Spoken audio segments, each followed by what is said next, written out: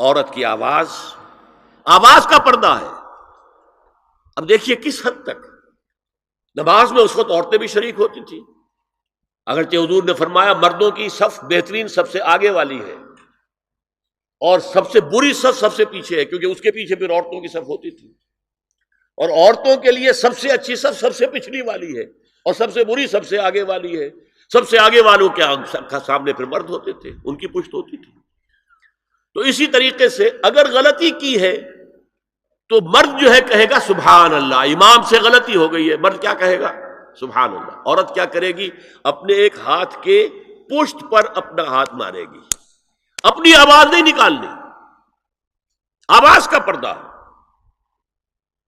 چھونے کا پردہ یہاں تک ہے کہ حضور نے کبھی کسی عورت سے ہاتھ نہیں ملایا، اور آپ جب بیعت بھی لیتے تھے تو بس زبانی الفاظ کہلوائے اور کہا ٹھیک ہے بیعت ہو گئی، یا ایک کپڑا پکڑا، اس کا ایک سرا اپنے ہاتھ میں دوسرا سرا اس خاتون کے ہاتھ میں، یا ایک تشت کے اندر پانی بھرا، اس میں ایک طرف اس نے انگلیاں ڈال لی اور ایک طرف حضور کی انگلیاں، لیکن مسافر لا اسافر النساء۔ ایک دفعہ ہوا بھی کہ بعض خواتین نے جب بیعت کی ہے تو پھر انہوں نے ہاتھ آگے بڑھایا مسافر کے لیے، حضور نے فرمایا انی لا اسافر النساء، میں عورتوں سے مسافرہ نہیں کرتا۔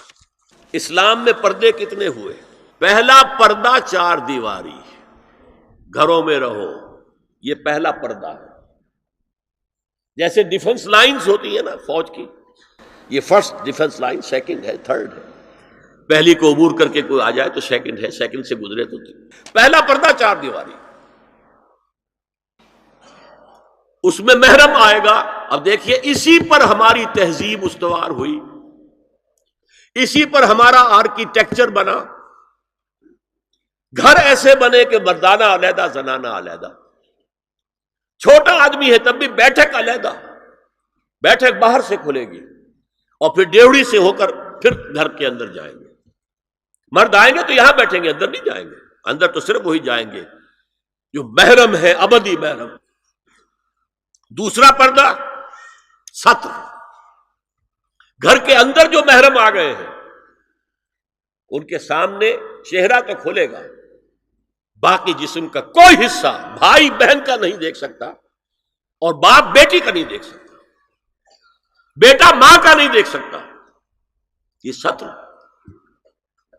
عورت پوری کی پوری عورت ہے۔ عورت کہتی ہیں چھپانے کی چیز کو، عورات النساء، عورتوں کی چھپی ہوئی چیزیں جن پر ظاہر نہیں ہوئی، لم یظہروا علی عورات النساء، ابھی تک ہم نے لفظ پڑھایا بھی۔ تیسرا پردہ ہے چہرے کا پردہ، یہ ہے غیر محرموں سے، اور جب کہ گھر سے باہر نکلنا ہو اس کے لیے سورہ احزاب میں نے کہا تھا گھر سے باہر کا پردہ، چہرے کا پردہ وہ غیر محرموں سے ہے، اور گھر سے باہر نکلے گی تو غیر محرم سامنے آئیں گے۔ یا ایھا النبی قل لازواجک وبناتک ونساء المؤمنین یدنین علیہن من جلابیبہن ذالک ادنی ان یعرفن فلا یؤذین وکان اللہ غفورا رحیما۔ اے نبی صلی اللہ علیہ وسلم کہہ دیجئے اپنی بیٹیوں سے اور اپنی بیویوں سے اور مسلمانوں کی خواتین سے۔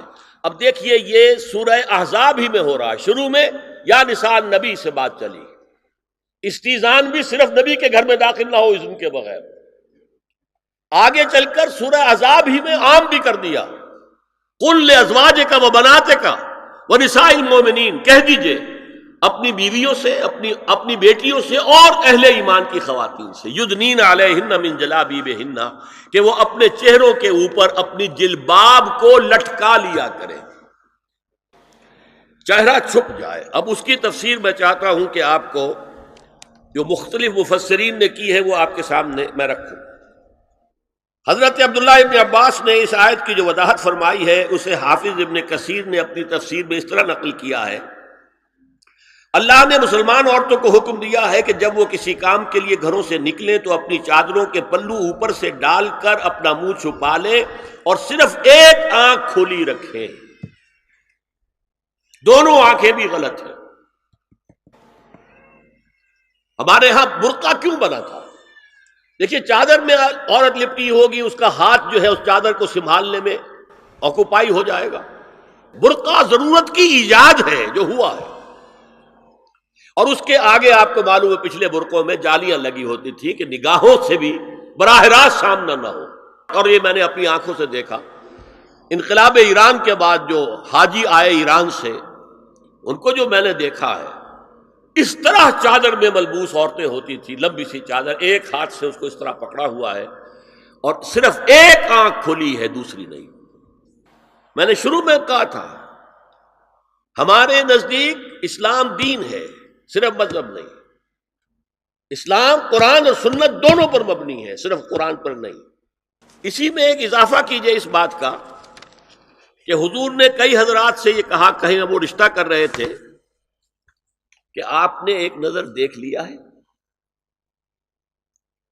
اب اگر یہ ایک نظر دیکھنا اس کی اتنی اہمیت ہے تو اس کا کیا مطلب ہے؟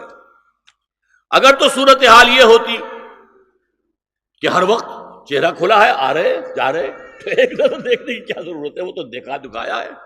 زمانہ آیا ہے بے حجابی کا، عام دیدار یار ہوگا۔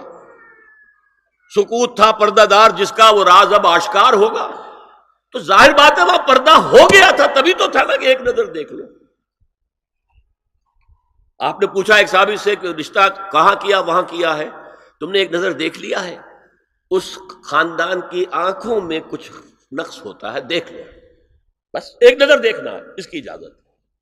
تو یہ اجازت ہونا اس کا خود ثبوت ہے کہ عام حالات میں عورت جو ہے وہ دکھائی نہیں دیتی تھی، بلکہ وہ پردے میں رہتی تھی۔ مسلمان جدید تعلیم یافتہ دانشوروں کی منافقت، وہ کہتے ہیں یہ پردہ وردہ سب مولویوں کی ایجاد ہے۔ کبھی کہہ دیتے ہیں یہ تو ہندوستان میں راجپوتوں کا پردہ ہوتا تھا تو مسلمانوں نے یہاں یہ پردہ ایجاد کر لیا۔ میں نے دیکھا ہے عرب کی بدو خواتین کو مکے سے مدینے جاتے ہوئے نظر آتی ہیں۔ ایک خاتون اونٹ کی پوری قطار لے کر جا رہی ہے، ہاتھ میں لاٹھی ہے، پورا مکمل پردہ، چہرہ چھپا ہوا، آنکھوں کے اوپر بھی کوئی انہوں نے وہ حجاب سا بنایا ہوتا ہے خاص چھجا سا، اور ہاتھوں میں دستانے، پاؤں میں جرابیں۔ یہ کون سے راجپوتوں کا پردہ سعودی و عرب کی جو ہے ریگستانوں میں پہنچ گیا؟ بدو جب آتے ہیں اپنی عورتوں کو اسی حال میں لے کر آتے ہیں، اور ان کا یہ ہے کہ وہ احرام کا معاملہ بھی یہ ہے کہ یہاں چھجا بنا کر آگے چادر لٹکا لیتے ہیں، صرف چہرے سے مس نہ کرے بس۔ اور وہ پھر اپنی خواتین کو جب طواف کراتے ہیں تو ان کے گرد گھیرا ڈال لیتے ہیں ہاتھ سے ہاتھ پکڑ کر، تاکہ کسی اور کے ساتھ ان کا نہ کندھا لگے اور نہ کوئی اور جسم کا حصہ بس۔ یہ پردہ وہاں کہاں سے آ گیا؟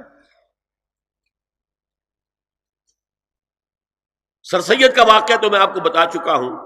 اب ذرا علامہ اقبال، میں منافقت اس لیے کہہ رہا ہوں کہ ایک طرف ہمارا جدید دانشور طبقہ، مولوی ملاٹے دیوبندی ہوں، فلاں ہوں، یہ ہوں وہ ہوں، یہ دقیانوسی ہے، اصل میں تو سر سید احمد خان اور پھر علامہ اقبال۔ علامہ اقبال کا حال کیا ہے وہ سن لیجئے آپ۔ انگریز سرکار لارڈ ولنگٹن کے زمانے میں علامہ اقبال کو اپنا گورنر بنا کر جنوبی افریقہ بھیجنا چاہتے تھی۔ من جملہ دیگر شرائط کے ایک شرط یہ بھی تھی کہ تمام سرکاری تقریبات میں بیگم اقبال ان کے ہمراہ ہوں گی۔